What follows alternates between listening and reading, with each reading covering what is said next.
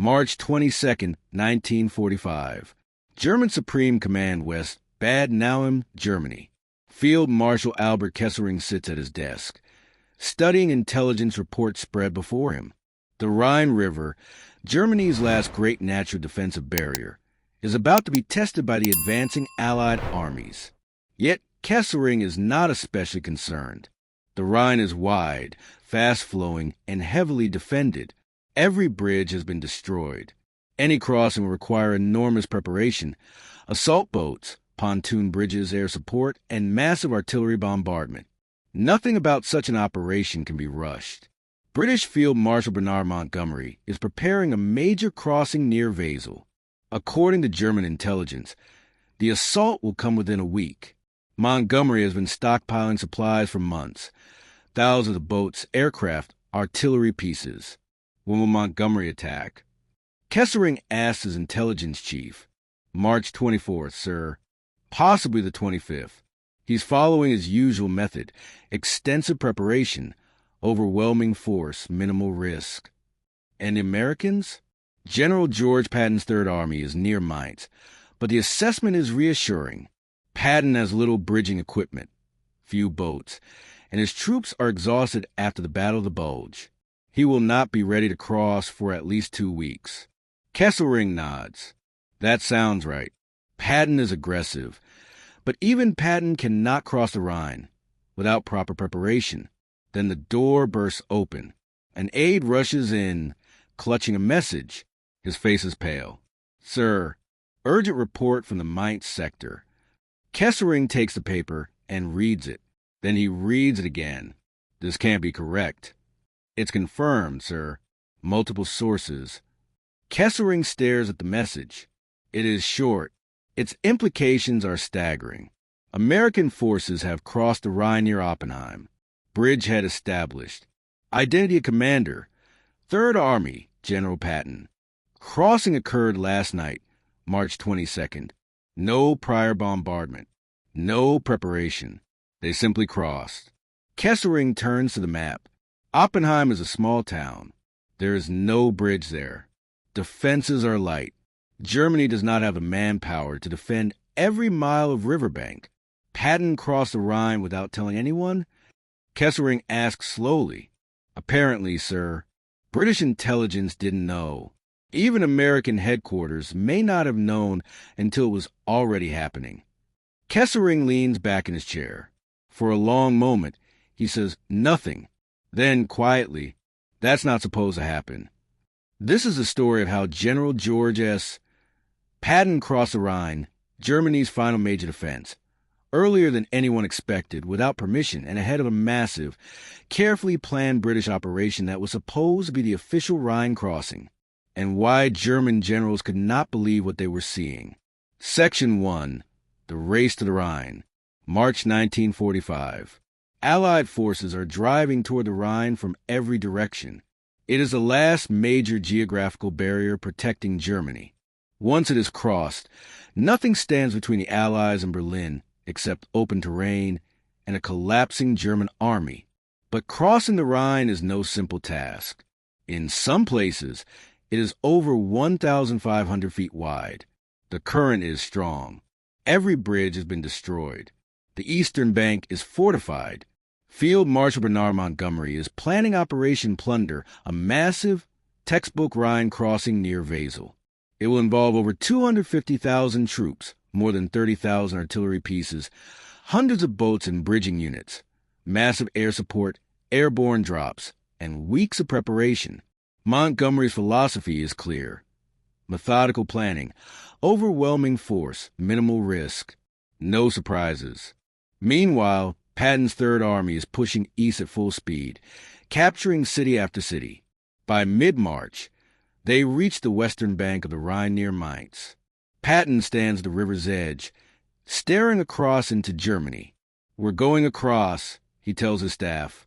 Sir, we don't have authorization, his chief of staff, General Hobart Gay, points out. I didn't ask for authorization, Patton replies. I said we're going across. Sir, Montgomery's operation is in 2 days. Maybe we should wait. Wait. Patton snaps. So Montgomery can say he crossed first? So the British can take credit for the decisive assault. He turns to face the room. Gentlemen, we are crossing the Rhine tonight, before Montgomery, before anyone expects it. And we're going to do it so quietly that the Germans won't realize what's happening until we're already across. Section 2. The Quiet Preparation. March 21st, 1945. Afternoon. While Montgomery finalizes preparations for his massive operation, Patton begins his own, silently. No radio traffic. He orders. No written orders above division level. No communication with SEF. We're going dark. His staff is stunned. Sir, Supreme Headquarters must authorize a Rhine crossing. They'll authorize it after we're across. Patton replies. If we ask now, they'll say no. They'll tell us to wait for Montgomery. They'll say it's too risky. So we're not asking. Sir, that's insubordination. Court-martial me after we succeed. Right now, get me boats. The word spreads quietly through Third Army. Scour every unit for assault boats, rafts, and floating equipment. Confiscate civilian boats if necessary. Just get them to the Rhine. Patton selects his crossing point, Oppenheim, a small town, light defenses. The Germans expect any American crossing near Mainz, where defenses are strongest. Patton plans to do the opposite, cross where they're not looking. That's not how river crossings are supposed to work. An engineer officer protests. Doctrine says you cross at the strongest offensive point after suppressing it with artillery. Patton doesn't argue doctrine. He simply ignores it. Doctrine also says you take weeks to prepare. Patton cuts him off. We're crossing tomorrow night. Make it happen. Section 3. The Night Crossing. March 22nd, 1945. 10 p.m. In complete darkness and complete radio silence. Elements of the U.S. 5th Infantry Division begin crossing the Rhine near Oppenheim. They use assault boats, small rubber rafts capable of carrying a dozen men at a time. There is no artillery preparation, no air support, no preliminary bombardment to warn the Germans. Only silent boats slipping across black water. The first wave reaches the eastern bank. German defenses are minimal, just a few scattered positions, thinly manned. Some defenders hear movement and open fire, but in the darkness they cannot see their targets. American infantry returns fire, quickly silencing the resistance. More boats follow, then more. By midnight, an entire battalion is across. By 2 a.m., a brigade. By dawn, the entire 5th Infantry Division is firmly establishing a bridgehead on the eastern bank of the Rhine, and almost no one knows it is happening. Patton maintains strict radio silence. 3rd Army Headquarters does not report the crossing to SHEF. Even nearby American units are unaware. Patton wants the bridgehead secured before anyone, German or Allied, realizes that 3rd Army has crossed the Rhine. Section 4, the morning after. March 23rd, 1945. Dawn. German units near Oppenheim wake up to a shock. American troops are on their side of the Rhine. Confused reports flood German headquarters. Americans on the east bank. How did they cross? When did this happen? German commanders scramble to respond, but it is already too late. The bridgehead is established and expanding. At 3rd Army Headquarters, Patton finally allows the crossing to be reported to higher command. The message is brief. 3rd Army crossed the Rhine last night near Oppenheim. Bridgehead secure. Minimal casualties. Advancing inland. At SADF headquarters in Rheims, the message arrives during the morning briefing. An aide hands it to General Dwight D. Eisenhower. He reads it, then looks up. Patton crossed the Rhine when? Last night, sir. Apparently he's been across for nearly 12 hours. Eisenhower's chief of staff, General Walter Bedell Smith, is furious. He crossed without authorization, without coordination, without even informing us. Eisenhower raises a hand. He is annoyed, but also impressed. He's across. Eisenhower says simply, "That's what matters." But, sir, Montgomery's operation is tomorrow. Patton just stole the spotlight. Eisenhower allows himself a faint smile. "Yes," he says. "Yes, he did." Section 5, Patton's phone call. March 23, 1945, 10 a.m. Patton calls General Omar Bradley at 12th Army Group headquarters. "Brad, I've got some news." Bradley sighs. He knows that tone. "What did you do now, George?" "I'm across the Rhine." Silence. "Brad? You still there?" "You're across?" Bradley finally asks, "When did this happen?" "Last night. Oppenheim. 5th Division is across and advancing. We're building a pontoon bridge now. Should have armor over by this afternoon." "George, you crossed the Rhine without telling anyone." "I'm telling you now," Patton replies cheerfully. "Montgomery's operation is tomorrow. You were supposed to wait." "I wasn't supposed to do anything." Patton cuts in. "I saw an opportunity and took it. Minimal casualties. Bridgehead secure. Why would I wait?" Bradley can't argue with the results, but he knows the political consequences. Montgomery is going to be furious. "I imagine so," Patton says, "but I'll be in Frankfurt by the time he gets across at Wesel. You should come visit, Brad. The bridge will be finished by tomorrow. We can walk across together." After hanging up, Bradley sits quietly for a moment. Then he turns to his aide. "George Patton just crossed the Rhine before Montgomery's massive operation, without permission, in complete secrecy, with minimal casualties. Is that good, sir?" Bradley exhales. "It's brilliant and infuriating in equal measure," he says, "which is the most Patton thing I've ever heard." Section 6, The Bridge Ceremony. March 24th, 1945. The same day Montgomery launches his massive, meticulously planned Rhine crossing. Near Oppenheim, Patton stands on a newly constructed pontoon bridge spanning the river. Engineers have worked through the night to complete it. Bradley arrives, just as Patton suggested. "Come on, Brad," Patton says. "Let's walk across the Rhine together." They reach the middle of the bridge. Patton stops, glances around to make sure people are watching, and then does something that becomes legendary. He unzips his fly and urinates into the Rhine. "I've been waiting to do that," he announces, "since we landed in Normandy." Bradley is horrified. "George, they're photographers." "Good," Patton says, zipping up. "I want everyone to know we pissed in the Rhine before Montgomery even got his boats wet." As if that weren't enough, Patton deliberately trips as they reach the far side. He falls to his hands and knees on the eastern bank. "What are you doing?" Bradley asks. Patton scoops up a handful of German soil. Like William the Conqueror, he says, "First thing you do when you land, grab the soil. Shows you're claiming it. The cameras capture everything. The images will become iconic, and they will absolutely infuriate Bernard Montgomery." Section 7, Montgomery's Reaction. March 24th, 1945. Operation Plunder begins. Montgomery's massive, meticulously planned Rhine crossing launches, exactly on schedule. Backed by overwhelming firepower, airborne drops, and global attention. But the moment has already been stolen. Section 8, The British Crossing. Thousands of boats surge across the Rhine simultaneously.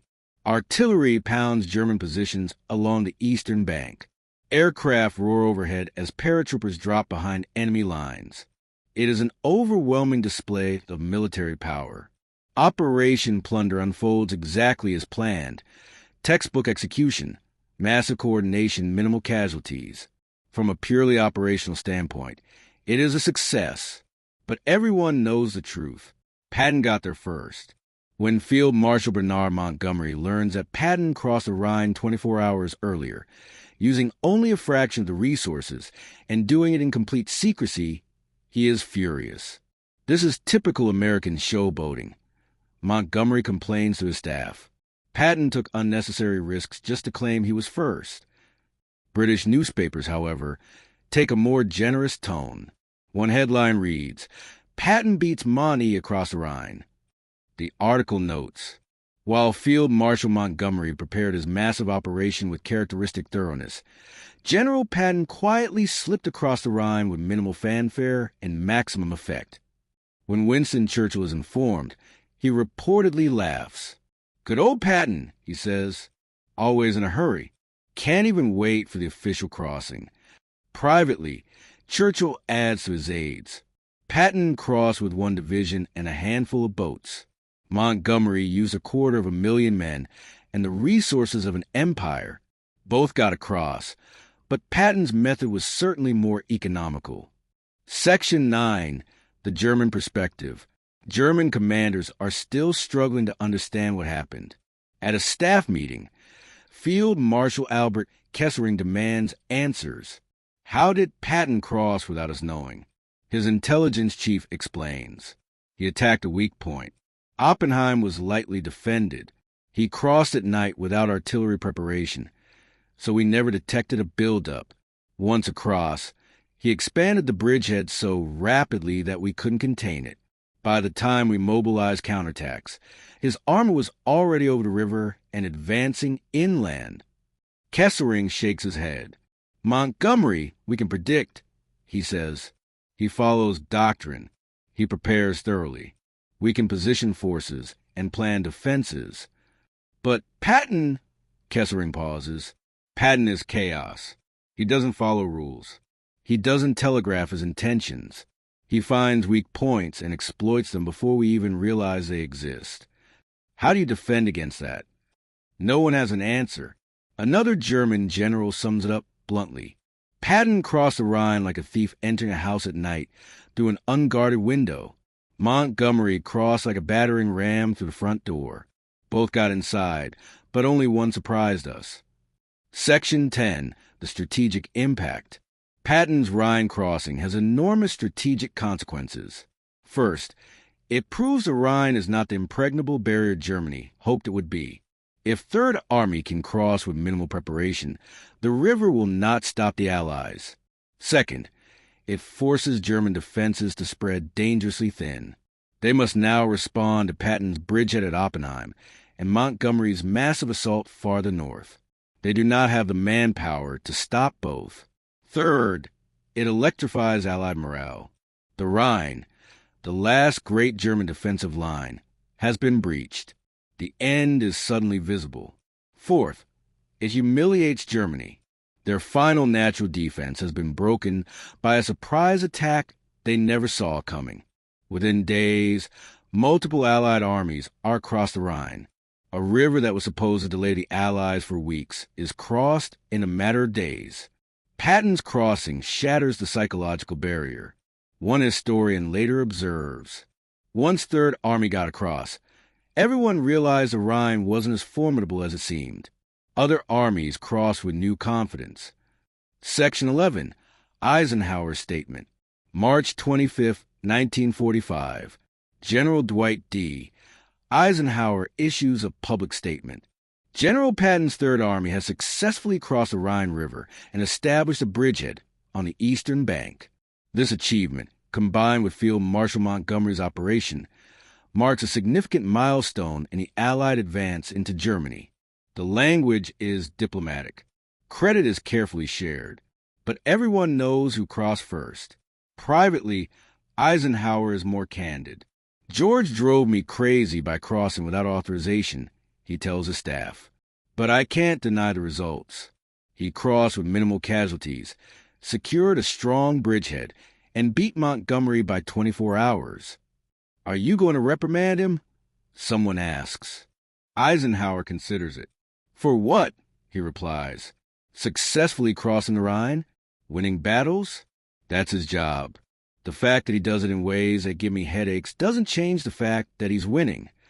Years later, Eisenhower writes in his memoirs, Patton's Rhine crossing was vintage Patton, unorthodox, audacious, and effective. It violated protocol, but it achieved results. Managing Patton meant accepting that he would never follow the script. But the script didn't cross the Rhine in one night with minimal casualties. Patton did. Section 12. A historical footnote. There is, however, an important footnote. On March 7, 1945, U.S., First Army captured the Ludendorff Bridge at Remagen intact, technically making the first to cross the Rhine. But that crossing was accidental. An intact bridge was discovered and seized before it could be destroyed. No one planned it. Patton's crossing was different. It was deliberate, planned, executed in secrecy. A calculated military operation designed to cross where no one expected. As one military historian puts it, Remagen was luck. Patton's crossing was skill. When asked about Remagen, Patton reportedly said, "They found a bridge. Good for them. I built a bridge." There's a difference. Classic Patton arrogance, but also accurate. Finding an intact bridge is fortune. Building a bridgehead from scratch under enemy fire in secret, that is military art. Section 13. That's not supposed to happen. Among German commanders, a phrase becomes a bitter joke. That's not supposed to happen.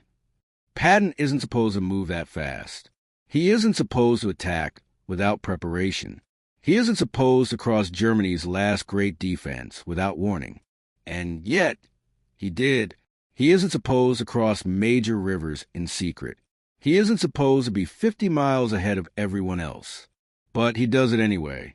Fighting Patton is like fighting a ghost. One German officer tells his captors after surrendering, "You know he's out there. You know he's dangerous. But you can't predict where he'll appear or what he'll do." Montgomery, we understand. Another officer admits he follows the rules. Patton makes up his own. Asked about the Rhine crossing, a German colonel can only laugh bitterly. "We prepared for Montgomery's assault. We had intelligence, defensive positions, reserves. We were ready." And Patton crossed at a place we didn't think needed heavy defense, at a time we didn't expect, using methods we didn't anticipate. He pauses. How do you prepare for that? "That's not supposed to happen," becomes the unofficial German summary of Patton's entire campaign across Europe. March 22, 1945. While Montgomery prepares a massive, meticulously planned Rhine crossing, months in the making, Patton quietly crosses in a single night, using a few boats and one division. No fanfare, no announcement, no permission, just results. By the time the world learns what has happened, Patton is already across the river, building bridges, moving armor, and driving deep into Germany. That's not supposed to happen, German commanders say. But with Patton, the impossible happens regularly, so often that it stops being impossible and simply becomes Patton.